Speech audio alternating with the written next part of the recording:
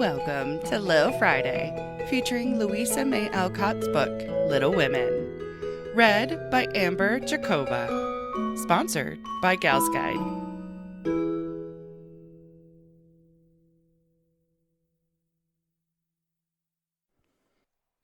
Chapter 19. Amy's Will.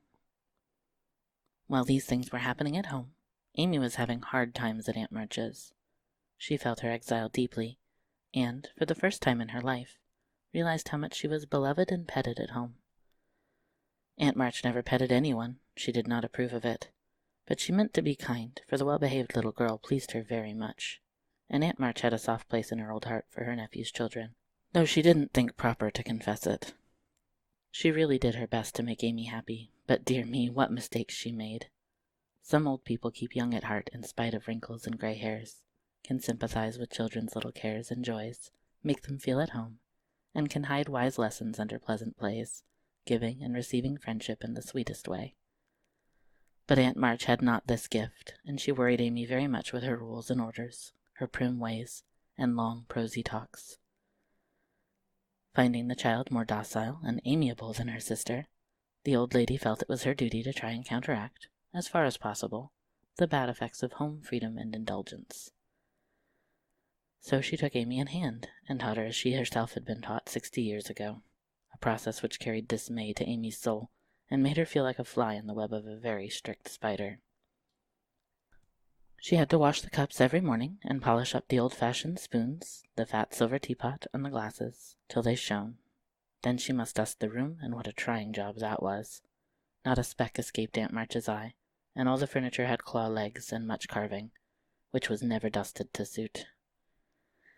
Then Polly must be fed, the lap-dog combed, and a dozen trips upstairs and down to get things or deliver orders, for the old lady was very lame, and seldom left her big chair. After these tiresome labors she must do her lessons, which was a daily trial of every virtue she possessed. Then she was allowed 1 hour for exercise or play, and didn't she enjoy it? Laurie came every day and wheedled Aunt March till Amy was allowed to go out with him, when they walked and rode and had capital times.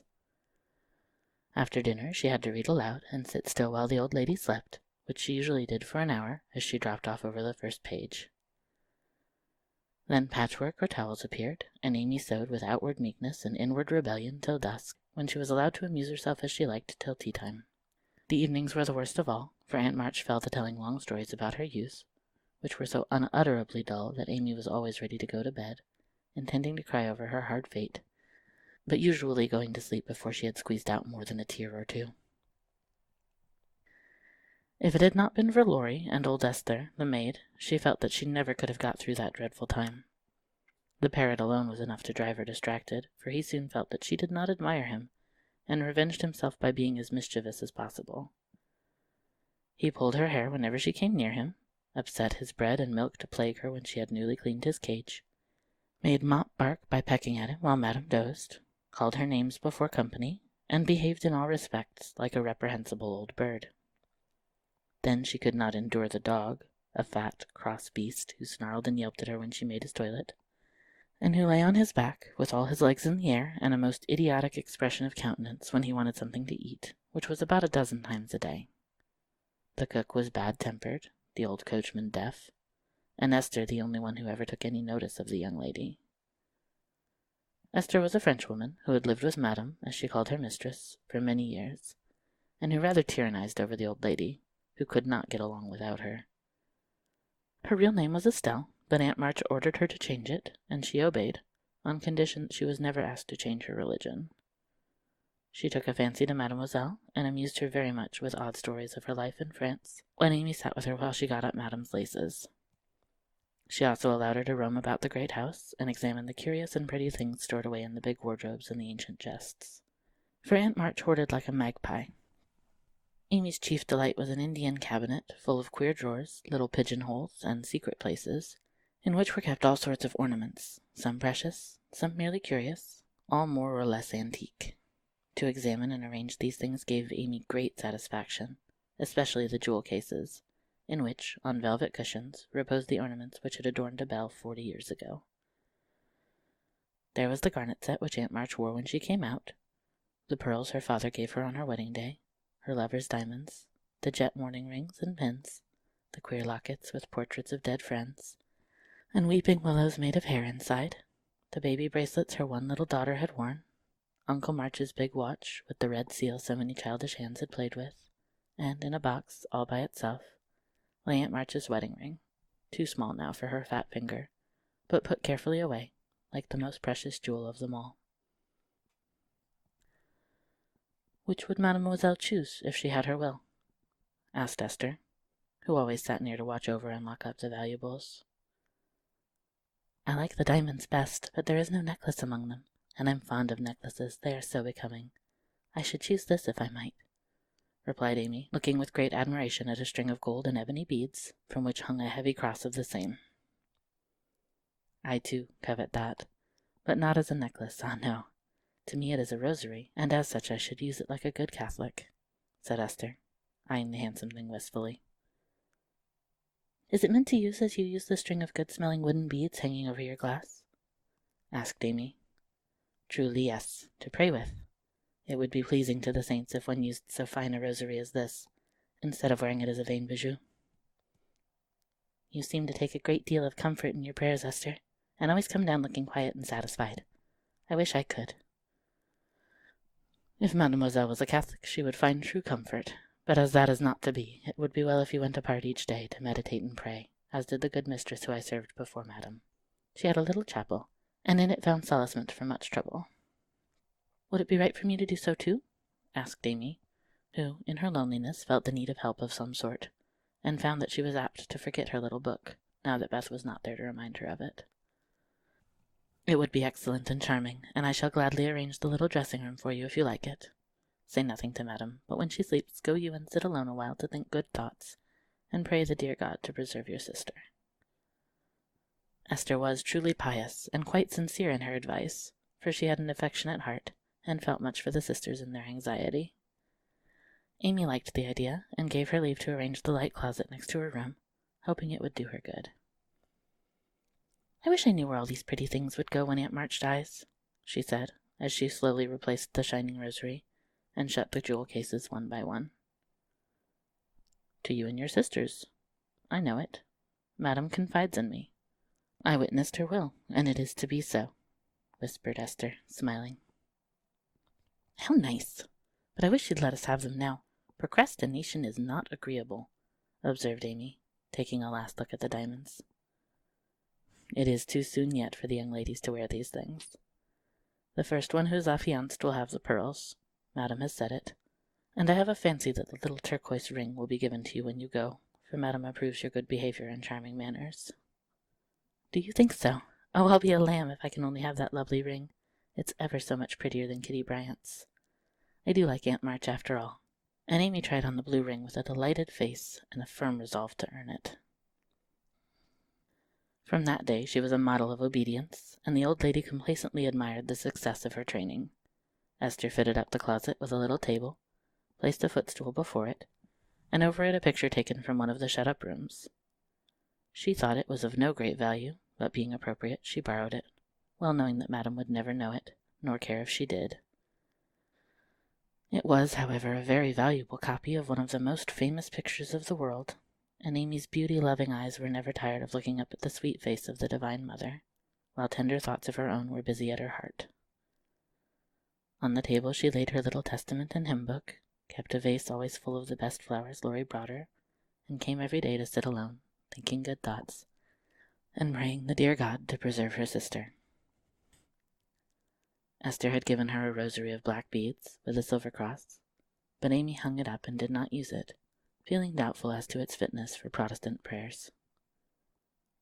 The little girl was very sincere in all this, for, being left alone outside the safe home nest, she felt the need of some kind hand to hold by so sorely that she instinctively turned to the strong and tender friend whose fatherly love most closely surrounds his little children. She missed her mother's help to understand and rule herself, but having been taught where to look, she did her best to find the way, and walk in it confidingly. But Amy was a young pilgrim, and just now her burden seemed very heavy. She tried to forget herself, to keep cheerful, and be satisfied with doing right, though no one saw or praised her for it. In her first effort at being very, very good, she decided to make her will as Aunt March had done, so that if she did fall ill and die, her possessions might be justly and generously divided. It cost her a pang even to think of giving up the little treasures which in her eyes were as precious as the old lady's jewels. During one of her play hours, she wrote out the important document as well as she could, with some help from Esther as to certain legal terms, and when the good-natured Frenchwoman had signed her name, Amy felt relieved, and laid it by to show Laurie, whom she wanted as a second witness. As it was a rainy day, she went upstairs to amuse herself in one of the large chambers, and took Polly with her for company. In this room there was a wardrobe full of old-fashioned costumes, with which Esther allowed her to play, and it was her favorite amusement to array herself in the faded brocades, and parade up and down before the long mirror, making stately courtesies, and sweeping her train about, with a rustle which delighted her ears. So busy was she on this day that she did not hear Laurie's ring, nor see his face peeping in at her, as she gravely promenaded to and fro, flirting her fan and tossing her head, on which she wore a great pink turban, contrasting oddly with her blue brocade dress and yellow quilted petticoat. She was obliged to walk carefully, for she had on high-heeled shoes, and as Laurie told Joe afterward, it was a comical sight to see her mince along in her gay suit, with Polly sidling and bridling just behind her, imitating her as well as he could, and occasionally stopping to laugh or exclaim, "Ain't we fine? Get along, you fright! Hold your tongue! Kiss me, dear! Ha! Ha!" Having with difficulty restrained an explosion of merriment, lest it should offend Her Majesty, Laurie tapped, and was graciously received.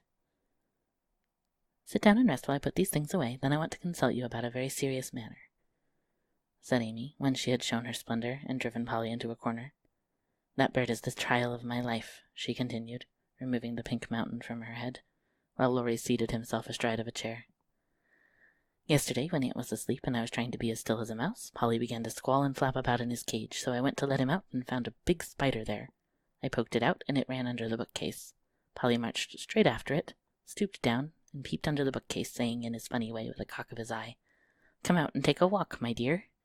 I couldn't help laughing, which made Paul swear, and Aunt woke up and scolded us both."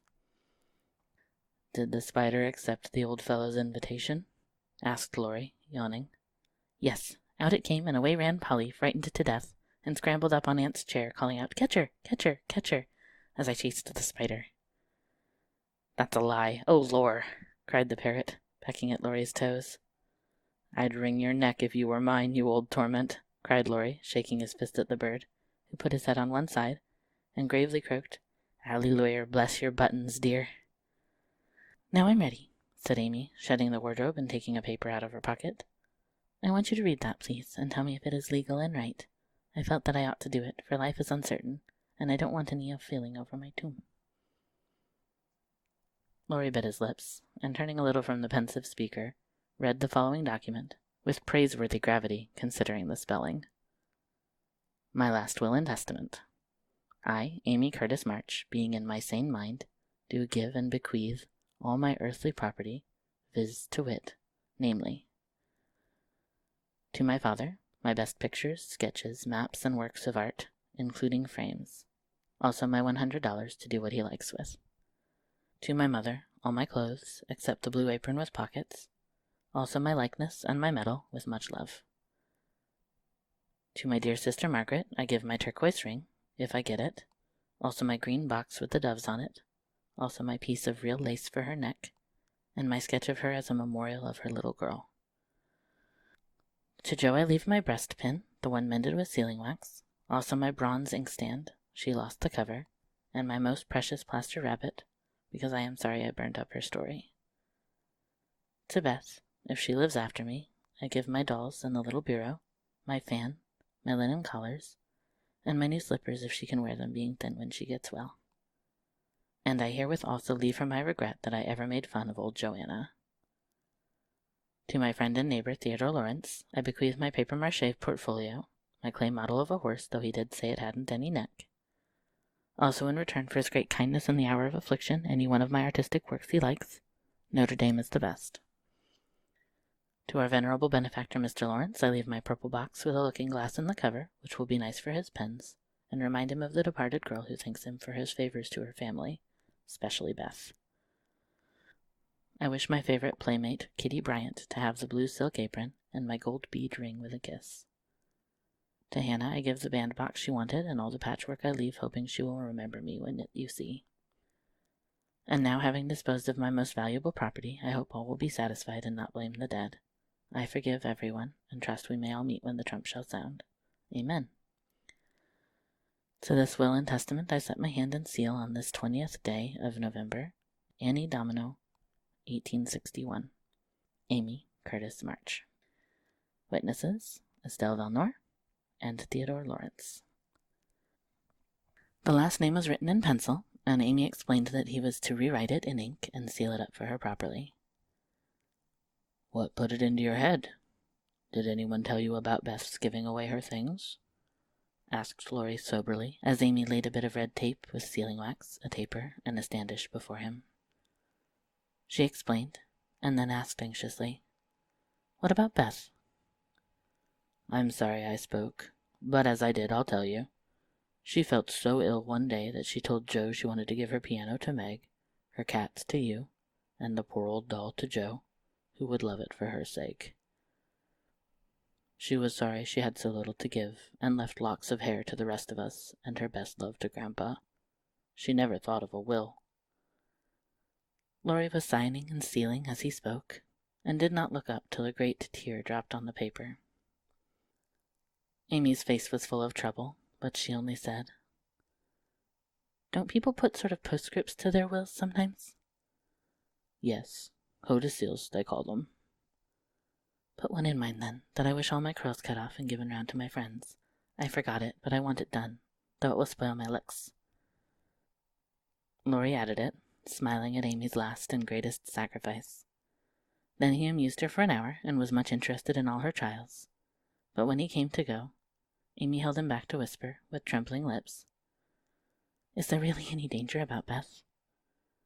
"I'm afraid there is, but we must hope for the best, so don't cry, dear." And Laurie put his arm about her with a brotherly gesture, which was very comforting. When he had gone, she went to her little chapel, and sitting in the twilight, prayed for Beth, with streaming tears and an aching heart, feeling that a million turquoise rings would not console her for the loss of her gentle little sister.